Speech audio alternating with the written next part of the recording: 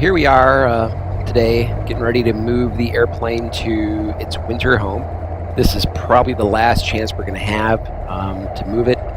The weather from this point forward, according to the forecast, is just going to go downhill. The field today is saturated with water, and in addition to that, the weather is not the best. There is a pretty stiff wind coming out of the west, around 10 miles per hour, gusting to 20 plus miles per hour. And on top of that, there's an Airmet for moderate turbulence. So I'm expecting a bit of a bumpy ride today. But right now, I just want to get the engine warmed up and get it running smooth before I commit to the flight.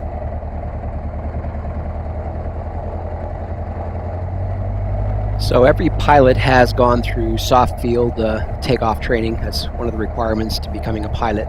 This is actually the first time I'll be doing an actual soft field takeoff. So this is a new experience for me.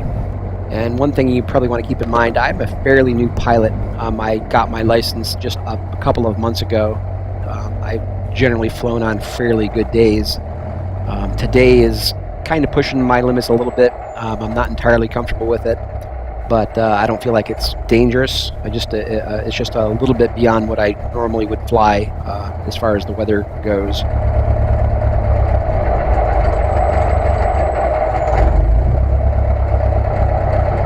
Every time I pull the throttle back to idle, you can see that the engine just wants to quit. I haven't flown in cold weather with this airplane, so I'm not really familiar with the way this engine behaves in cold weather. And not only is it cold, but there's a lot of dampness and moisture in the air. You'll see that I'm going to give it another run-up, a second run-up here. And after that run-up is complete, the engine does smooth out quite a bit. It starts to idle correctly, and I feel a lot more confident in the flight.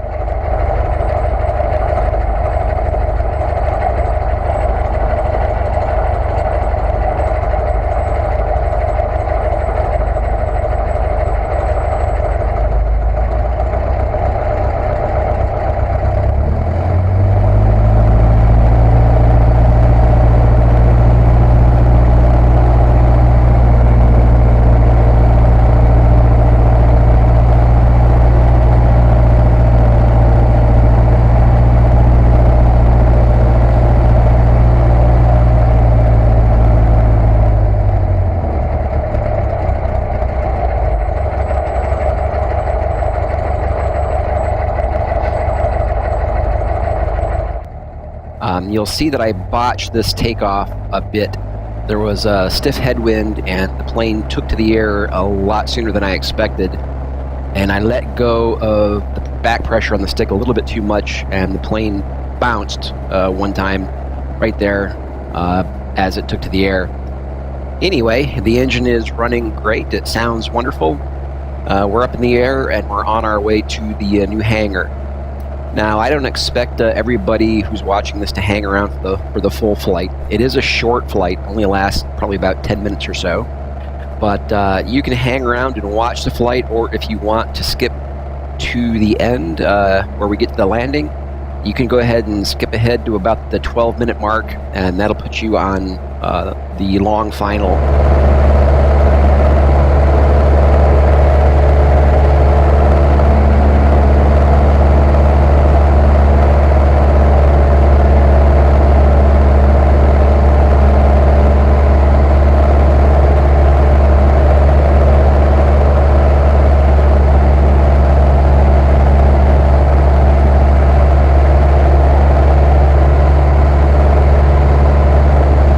You may have noticed as I glanced down at the cockpit from time to time that the carb heat is all the way on.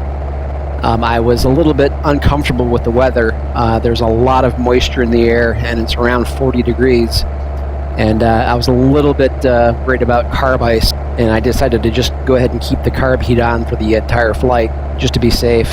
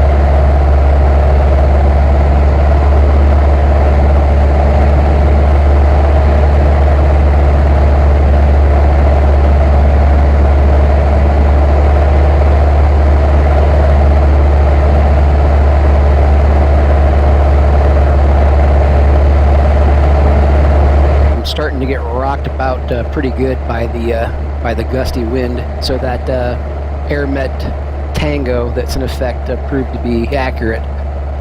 It's times like these that you're really hoping that the last annual that the aircraft had, that they really did go through and check all the nuts and bolts and spars and whatnot to make sure that everything was attached and solid.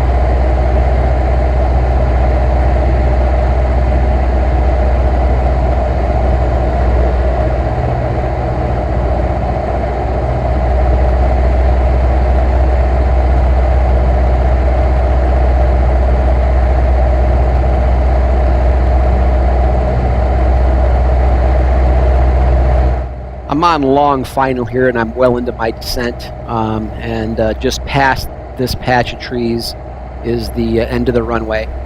It's not uncommon, even on a good day, to get bounced around during this stretch of the approach, because the terrain in this area is pretty rugged and it creates some interesting air currents. And I expect that today I'm going to get bounced around even more than normal because of the gusty condition. You can see I'm fighting a little bit of a crosswind. I'm getting pushed to the right, and so I'm having to compensate with some left aileron.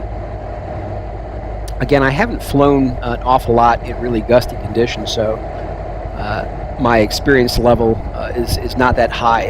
As I said before, I'm a fairly new pilot, and I'm still learning new things as I go. But I'm going to let you go through this landing, and then I'll rewind it a bit and then explain, what I did wrong and what I've learned from this experience.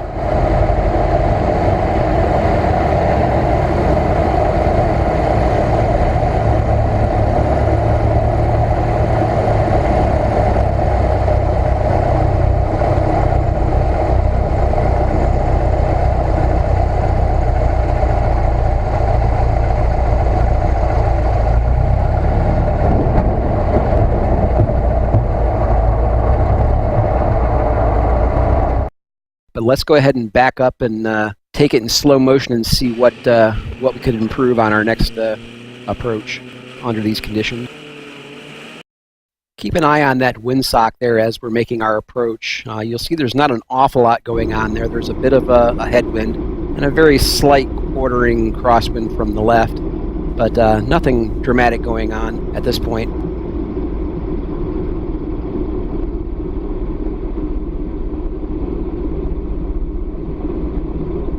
You can see here I'm trying to keep the center line, doing an okay job, but right there I level off, and as soon as I level off, you can see I start to drift to the right. So here I try to correct that drift, but as I do, I balloon the airplane a little bit and find myself high and slow.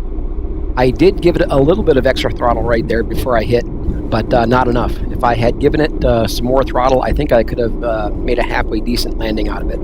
But instead it turned out pretty ugly. That's about the midpoint of the runway, and you'll see that the wind has picked up quite a bit, and not only that, but it's a far more direct crosswind. So that's what I was contending with when I touched down, which was a significant change from what it was at the start of the runway. Again, that's what you deal with gusty conditions, is that on a landing, the conditions can change, at any given point, and you got to be prepared to correct appropriately, which is something I really didn't do this time around. Fortunately, after the landing, I was able to straighten out the aircraft and keep it from ground looping, and the rest of the taxiing was pretty much uneventful, as you'll see if you continue watching, that is.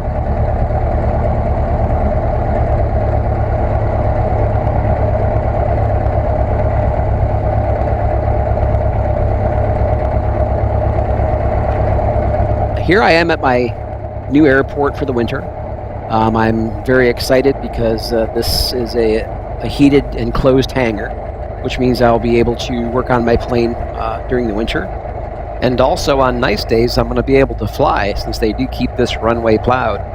Again, I was expecting to be stuck at the other airport for the whole winter, but the situation at the airport here changed and a hangar space opened up and I was able to get it. So I am thrilled.